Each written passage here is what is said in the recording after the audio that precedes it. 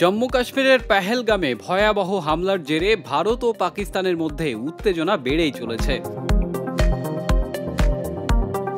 কাশ্মীর সীমান্তে নিয়ন্ত্রণ রেখা বরাবর তৃতীয় দিনের মতো গতকাল শনিবার দিবাগত রাতেও দুই দেশের সেনাদের মধ্যে পাল্টাপাল্টি গোলাগুলির ঘটনা ঘটেছে।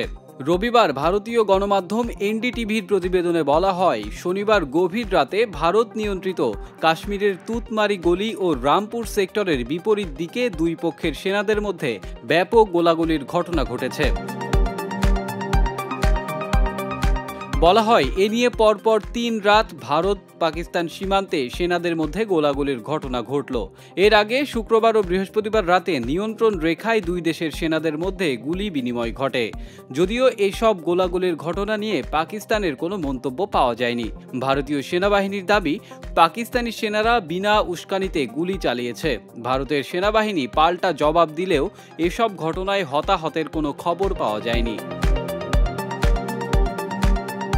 ভারত নিয়ন্ত্রিত কাশ্মীরে গত ২২ এপ্রিল বন্দুকধারীদের ভয়াবহ হামলায় ২৬ জন নিহতের ঘটনা এবং পাল্টাপাল্টি অভিযোগের ফলে পাকিস্তান ও ভারতের সম্পর্ক পৌঁছেছে একদম তলানিতে। এর জেরে পাল্টাপাল্টি পদক্ষেপে উত্তেজনা কার্যত চরমে পৌঁছেছে। এর মধ্যেই কাশ্মীর সীমান্তে দুই দেশের সেনাদের মধ্যে ফের গোলাগুলির ঘটনা ঘটল।